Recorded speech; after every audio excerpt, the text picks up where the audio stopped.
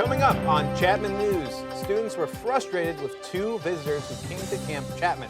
We spoke to the visitors and the students. Plus, Chapman helps to keep the student body informed when it comes to this election. And in studio, we have City Council member and former Mayor Mark Murphy to talk about the end of the Doty era and the relationship Chapman has with the community. All that and this is coming up right here in Chapman News.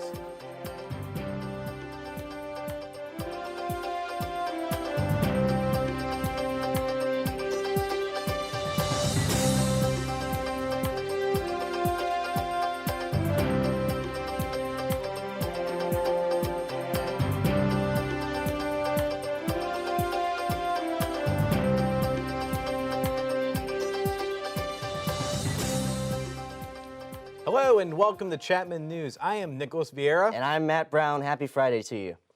This week is an important day in Chapman's history, and in just a few hours we will welcome in our 13th president in university history. Dr. Jim Doty will be stepping down and Dr. Daniele Strupa will be taking his place. For the week leading up to the event, Chapman arranged for a number of events throughout this past week to help the community celebrate the start of the new era.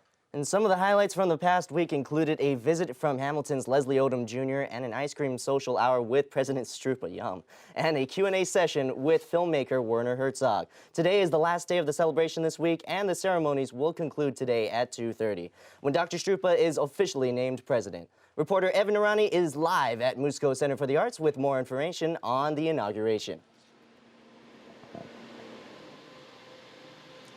Thanks, guys. Yeah, we're here live outside of Musco Center for the Arts, where in just a couple hours, Daniele Strupa will be inaugurated as the 13th president of Chapman University. Obviously, tickets to be inside of the Musco Center are sold out for this event, but it will be simulcast all around campus. It's going to be in Argyros Forum, over at Dodge College, and even at Rinker Science Center. Coming up, we're going to be talking to Mary Platt. She's the Director of Communications and Media Relations here at Chapman, and she's going to be telling us exactly what we can expect for this weekend, for inauguration, and for homecoming. But back to you guys in the studio for now.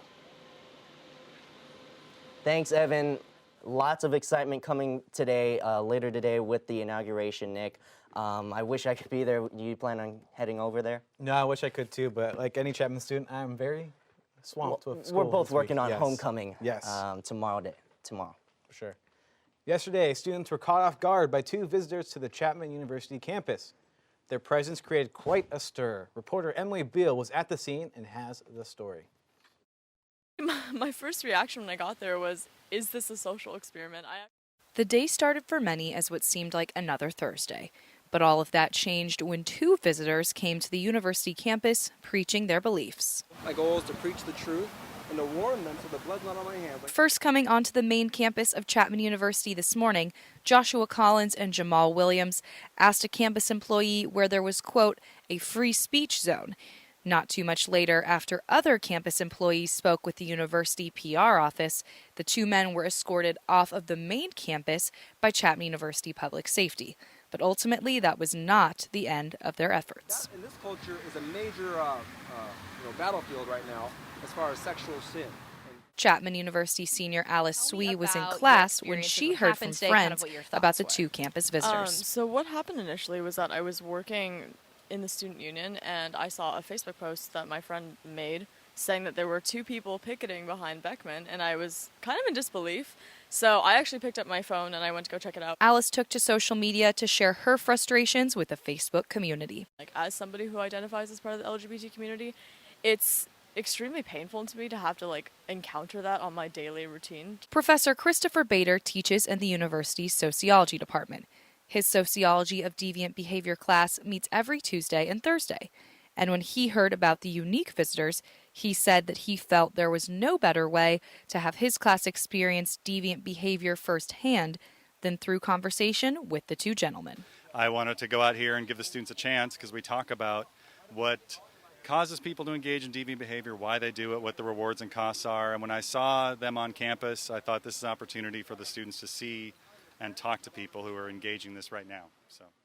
I spoke with street preachers Joshua Collins and Jamal Williams about what their intent was and what their goals were when coming to a campus that prides itself on free speech, diversity, and inclusion. My approach is to warn them to flee from the wrath to come. That's what Jesus says, fear him who can cast both body and soul in hell, and that was a loving message to people that were, living in sin at the time, I'm sure, a lot of times.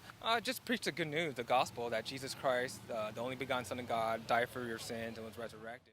Dean of Students Jerry Price sent out an email today reminding students of their Title IX rights and the safe spaces on the university's campus. Now, if you felt victimized by or discriminated against by the visitors today, the university encourages you to reach out to the faculty who serve as private and confidential resources to students, two of which who hold their offices in Fish Interfaith Center right here behind me. Reporting from Chapman University, I'm Emily Beal for Chapman News. As the homeless population grows in Santa Ana, their public library has now become an unofficial homeless safe haven. This past year, the library received the National Medal for Museum and Library Service, the nation's highest honor given to libraries and museums for community service.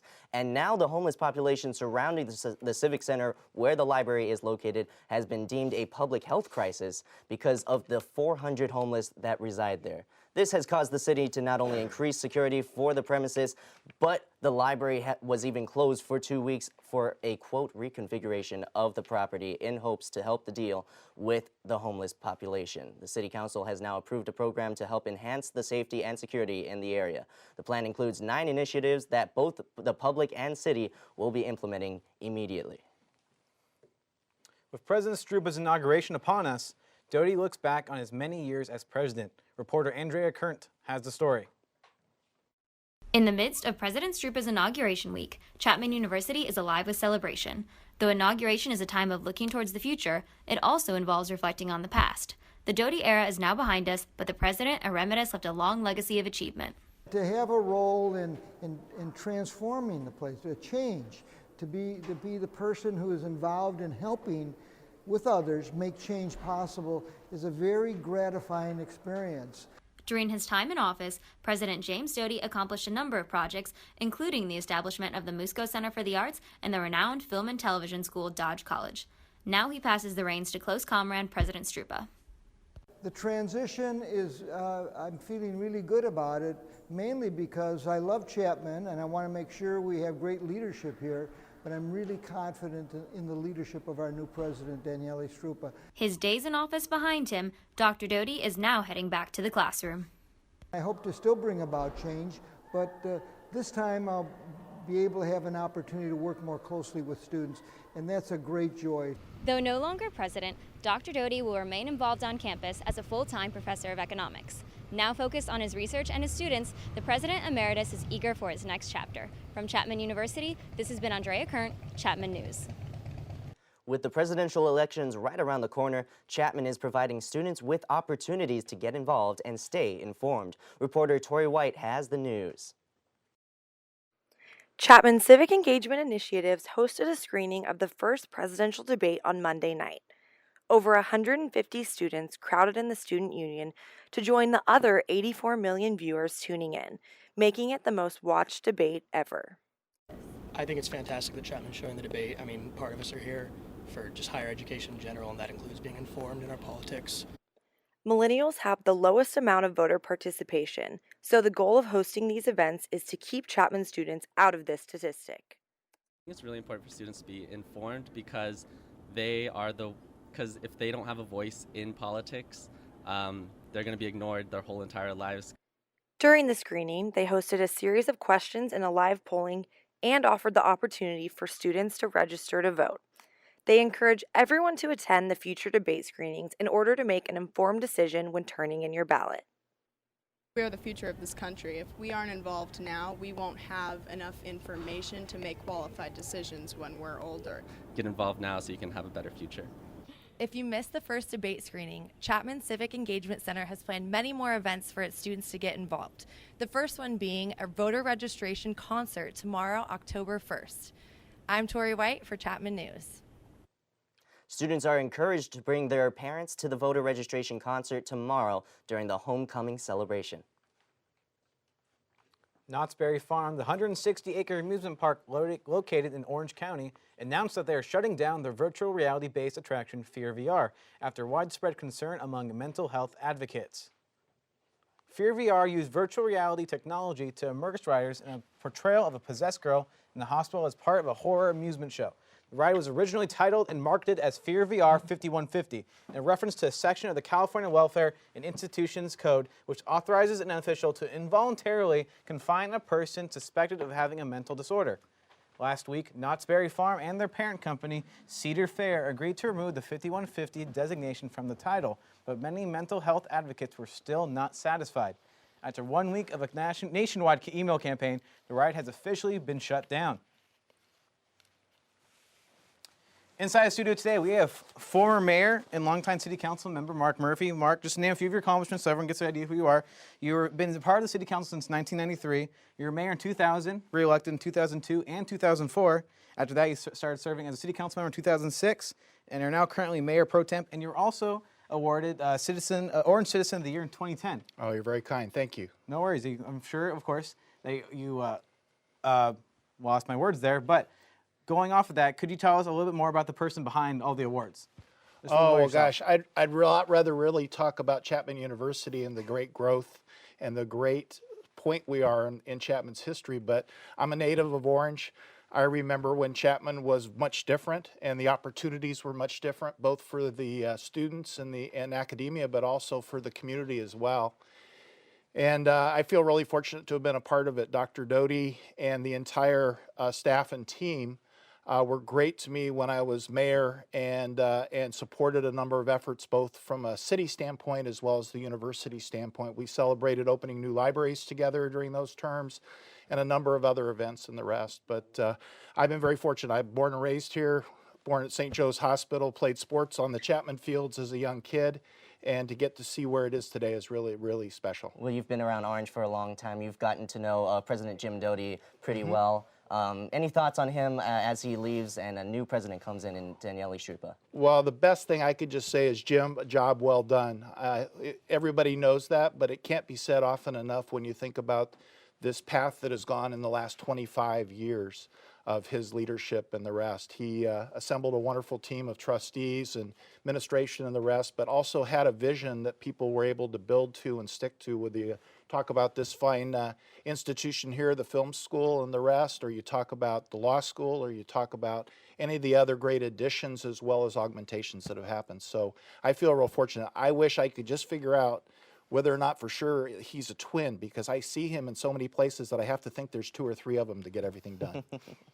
And even when you do see him, he's always, since you see him on so many places, you expect him to be like tired or something, but he's always wide awake and ready to talk to anyone who's by. Right. No, that's Jim and his wife Lynn. Obviously, both have contributed so much to the university and its development. It's just a great thing, and should be a great celebration as well as we start to move forward. Well, you come into a new presidency now with Daniele Strupa. Things are not the greatest in relationship-wise between Chapman and the community surrounding. Do you think Daniele Strupa will be able to change that? Well, I think it's always a work in progress, and I mean, he spoke the other night with a group of the community and talked about the symbiotic relationship between the university and the community, and reminding everybody that he considers everyone part of his family, and I think that's really important message. You know, there are always going to be growing pains, and that's what I call this. I wouldn't say that the relationship is bad. I would say we've had some incidents that we need to improve on. But overall, I mean, I mentioned to a group this morning, no matter what you like or what your particular interests are, there's something at the university, whether you're a student or whether you're a citizen, that you can come and enjoy. I mean, I'll be at the Musco Center Tuesday night to see Vince Gill play the guitar. He's truly one of the best in the world at the guitar, along with some of his friends from Nashville. So that it doesn't, you know, sometimes people, I think, sort of focus in on the academic portion, or coming here to see a movie premiere or a discussion with producers and directors, the sports events, and the rest of it. And I think we need to focus on that too, but just encourage folks to be good neighbors. I mean, that's the reality of it. And I would say it's a very isolated few that create the issue. It's not the university and it's not the community per se. We just got to figure out how to work those things out. Right. And thank you for joining us, Mark Murphy. Mark Murphy, Mayor Pro Temp in the city of Orange. Coming up, it's the Great Pumpkin, Matt Brown, and several other attractions that you should take your family to enjoy this Halloween season. And baseball fans everywhere mourn the sudden loss of pitcher Jose Fernandez. We're moving out of those triple digits and should see some cooler temperatures this weekend. Your full forecast coming up on Chapman News.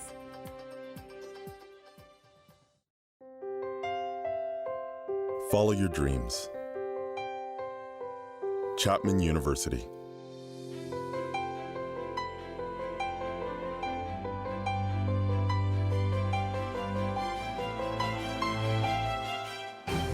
Take your life to new heights.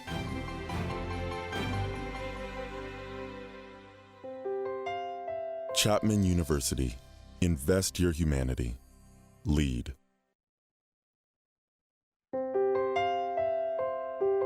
Follow your dreams. Chapman University. History, philosophy, peace studies, languages. Study abroad and explore the world. Become a global citizen.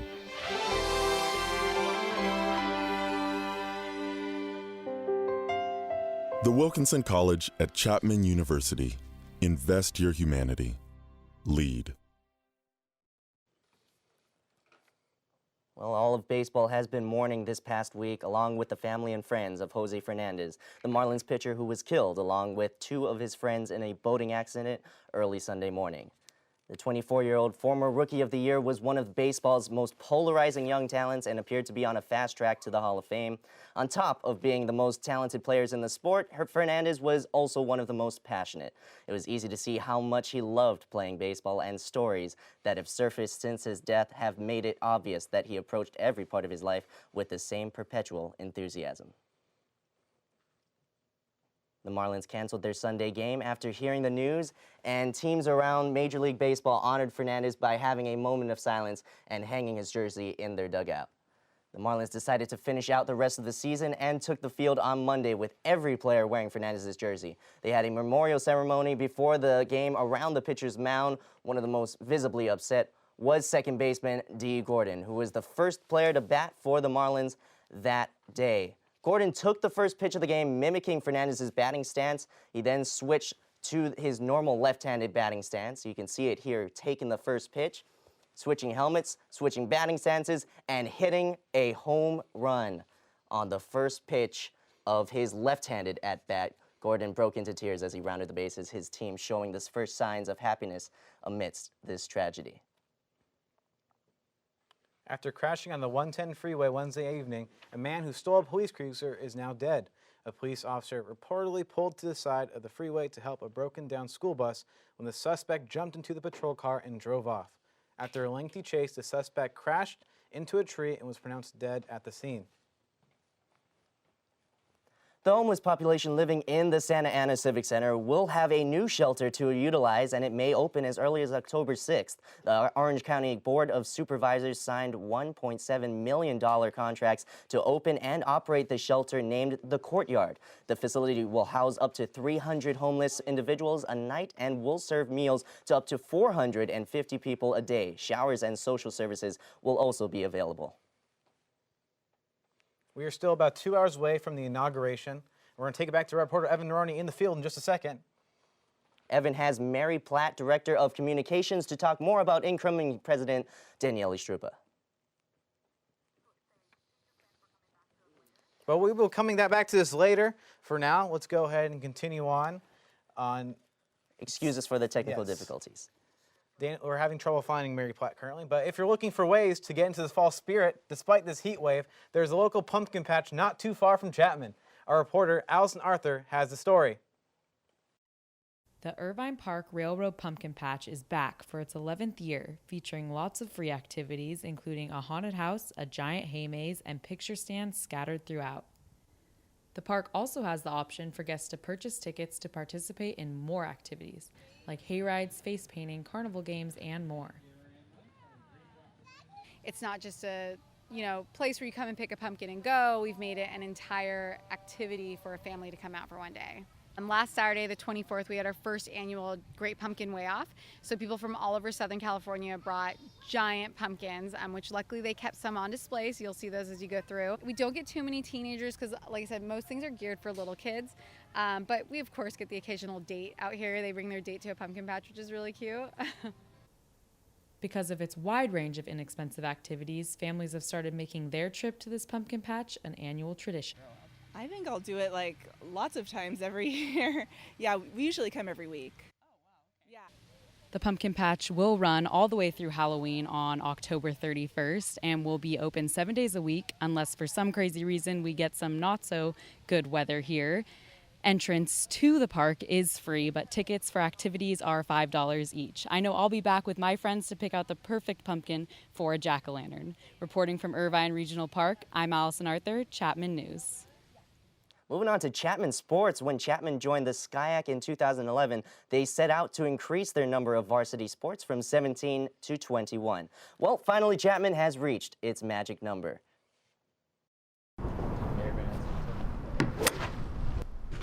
For over 40 years, men's golf has been a staple of Chapman athletics. And after such a long period of time, some of the female golfers were starting to wonder if they would ever get an opportunity to represent their school. Now in 2016, they finally have their chance. This will be the first year that Chapman recognizes women's golf as an official varsity sport. I spoke with some of the girls and they seem excited to start this journey and set the standard for future women's golf teams at Chapman. I think it's just cool to have a team in general, and I think that it'll be a great way to start off the team. There's definitely pressure to, I guess, impress the school in a sense because this is the first year that they're starting. But at the same time, I feel like we are just starting out as a team. It's not just the ladies who are pumped for the upcoming season. Coach Ming Lau, who's also been coaching the men's team for the past 4 years, expressed his excitement as well. The experience, the friends you make, the instant community you get when you step on campus to be part of the golf team, that's what I want the girls, the women to remember. The women's next game will be at the Los Serranos course in Chino Hills against Occidental and Claremont McKenna. When asked how he thought his girls would do against such tough opponents, Coach Lau only said he would let their scores do the talking. Reporting from the Super Sports Complex, I'm Michael Hofling, Chapman News. Thanks, Michael. You know, he was outside for that package there, and we've been talking about how hot it's been during the week. We have homecoming events tomorrow. They're all outside, Nick. Darby, please give us some good news that it'll be cooler this weekend. Well, it's definitely going to be cooler, but that's easy considering we started this week off in the triple digits. It's currently 81 degrees in Orange, so it is a beautiful Friday afternoon. And really in all of Orange County, there's just some beautiful weather out there, definitely more comfortable. And up in Westminster, it's 78 degrees. Down by the beaches, mid-70s. Can't ask for much better than that. I hope to be going to the beach later today. And down in San Clemente, 74. Now backing it up into our Southern California forecast, really, again, some great weather. Not exactly fall weather, but definitely cooler temperatures and actually cooler than the average for this time of year. Pretty much mid-70s, 77 in Los Angeles, much better than the 90 degrees they saw yesterday.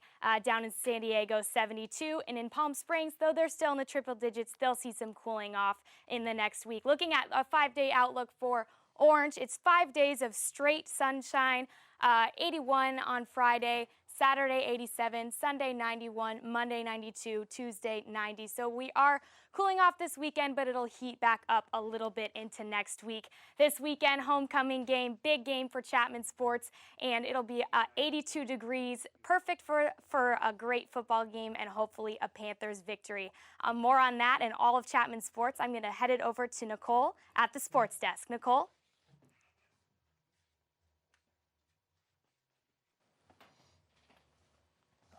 Thanks, Darby. We have some big highlights to look at before our homecoming weekend.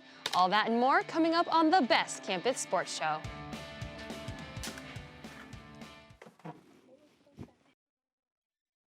In 13,200,000. Odds of being struck by lightning, 1 in 576,000. Odds of dating a supermodel, 1 in 88,000. Odds of bowling a perfect game, 1 in 11,500. Odds of being trapped in an elevator, 1 in 24,528. Odds of catching a ball at a major league game, 1 in 563.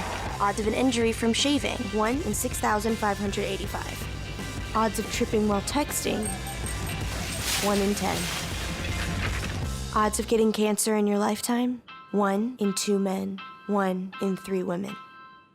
It's up to us. To change the odds for our generation. For the ones we love. For our future. If you don't like the odds, Stand up. Stand up to cancer.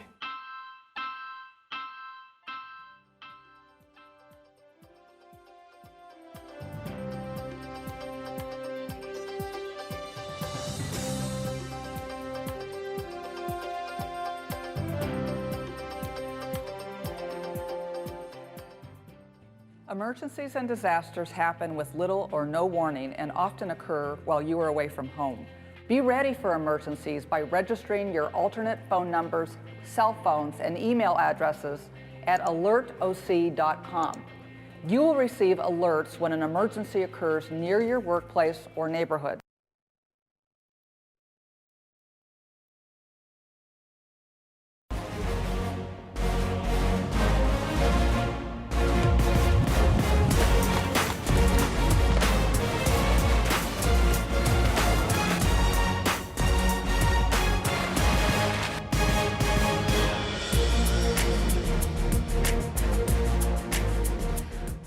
I'm Nicole Renard, and thanks so much for joining me today on the Best Campus Sports Show. Let's get right to the highlights. The women's soccer team played Pomona-Pitzer on Wednesday, trying to even their record at 2-2. Here we see the team huddled up discussing their strategies, trying to get a win after a couple of weeks. Pomona up by 1. The Chapman corner kick is blocked by goalkeeper Corey Gels. This might have been their best opportunity all game to score a point. The ball is popped into a crowd right here, ricocheted off to Rachel Lustig, and she goes for the goal, but misses as it's too wide. Pomona up by 1 has the ball and now doubles their score with this kick by Perry Cuppins.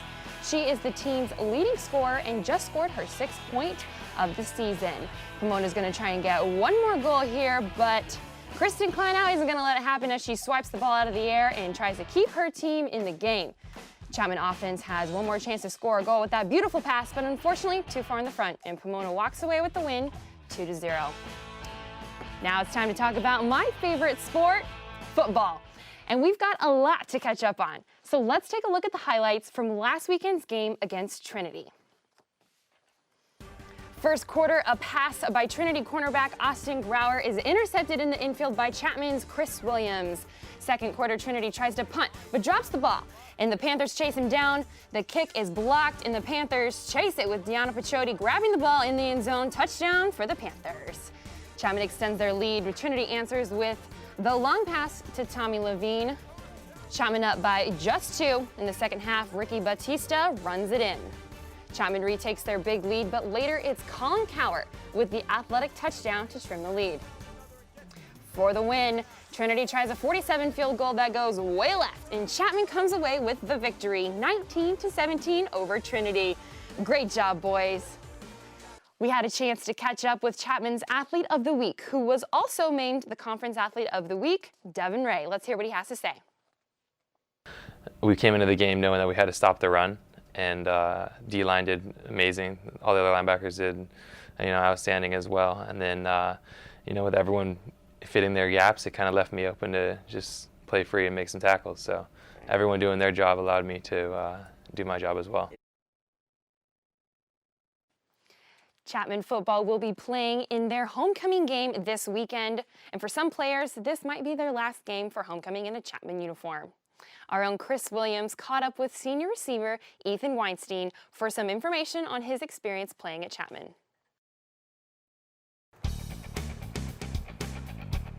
This is Chris Williams. I'm here with my good friend and teammate Ethan Weinstein. Just toss the ball around.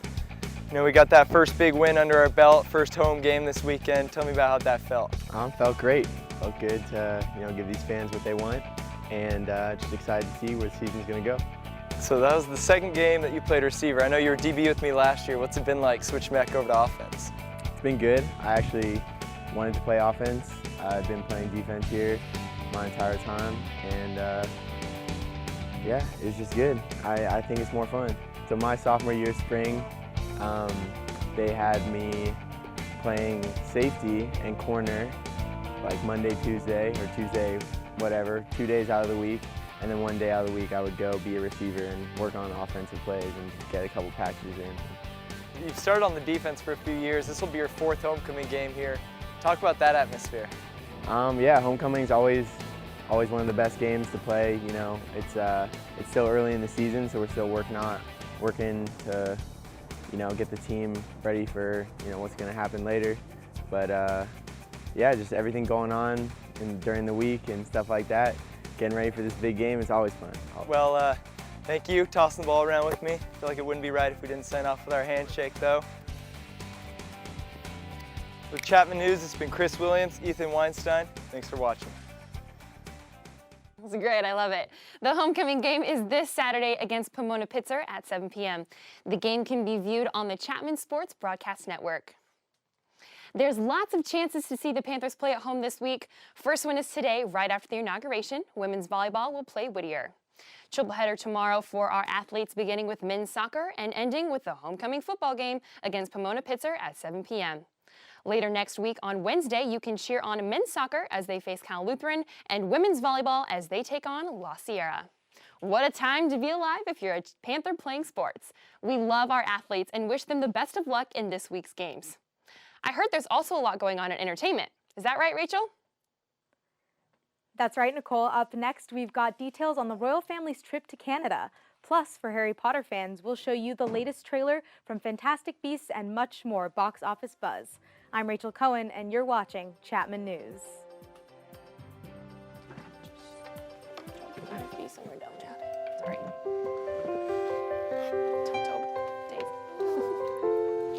Stand up for what's right. Chapman University. Passion, perseverance, teamwork, integrity.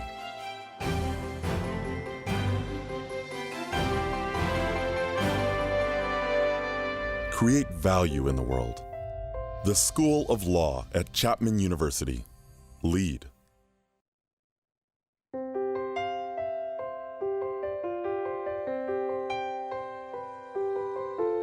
Follow your dreams.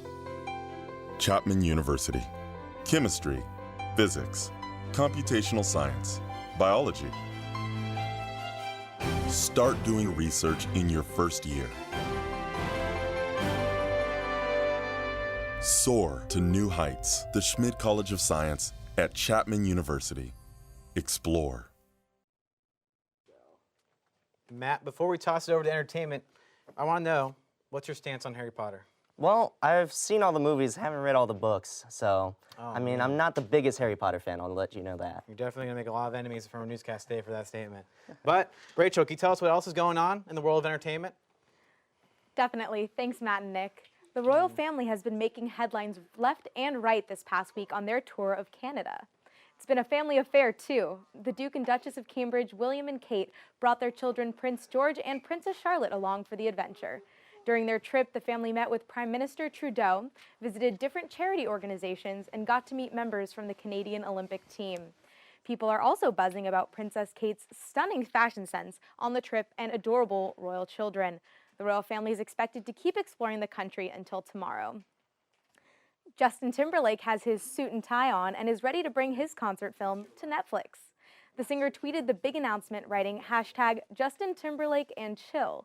The concert film is called Justin Timberlake and the Tennessee Kids, and we have the teaser trailer for you. The concert was filmed during the last 2 shows from Timberlake's 2020 Experience World Tour. It comes out October 12th. Lots to look forward to. See for yourself.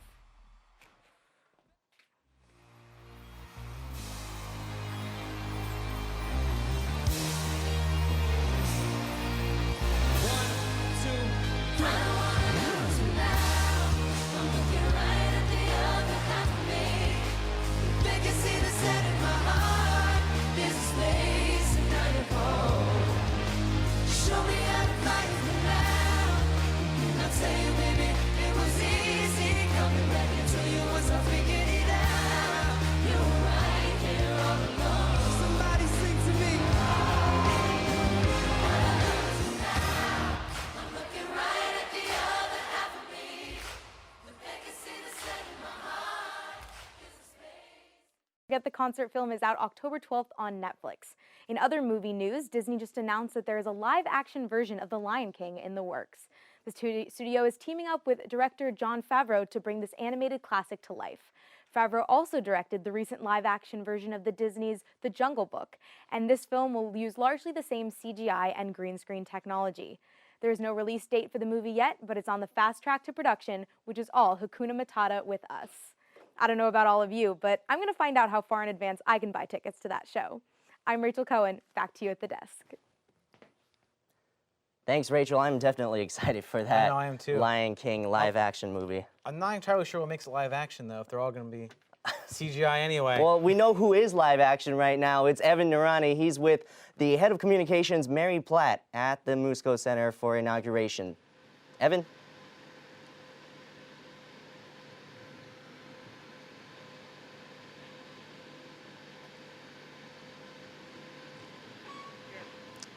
Thanks, guys. Yeah, I'm here with Mary Platt. She's the Director of Communications and Media Relations here for Chapman University.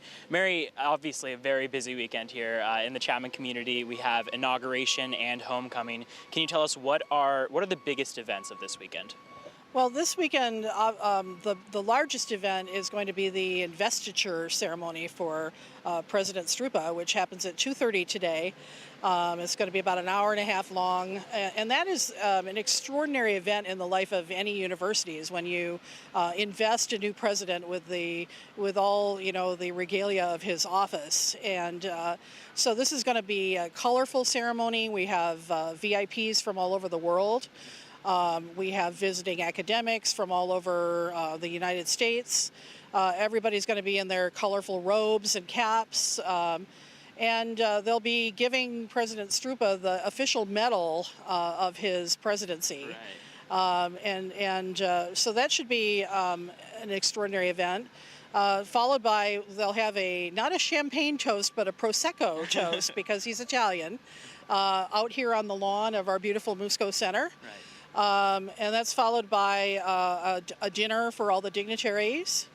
And then we roll right into homecoming on Saturday. So it's one of the busiest weekends of the year for us. Right. And Strupa, obviously with Doty, we had a very big legacy that he left. Can you tell us how you guys already started planning of what Strupa plans on putting in place, what he plans on his legacy being here? Well, I'm sure he's already working on his 5-year and 10-year plans, but what we know that he's going to be doing is obviously there's going to be a big focus on expanding the sciences here at Chapman. We have our $130 million new Science and Technology Center rising already very fast on the northeast corner of the campus.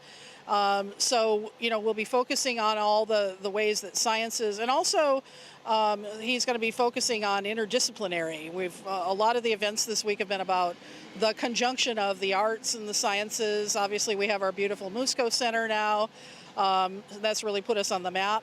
So art and science together are going to be a big focus. Yeah. And then he's also focusing on diversity in many ways, diversity of students by population, by income.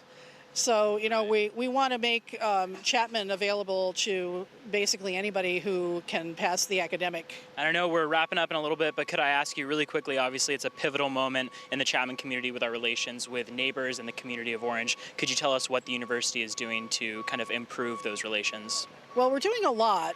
We started a neighbor advisory council, and they've been very helpful in helping us to understand some of the issues and address them. And, we're working more with the city council and the mayor, so I think things are looking very positive. Great. Thank you so much, Mary Platt, Director of Communications and Media Relations here at Chapman University. We're going to throw it back to you guys in the studio. Thank you so much, Evan.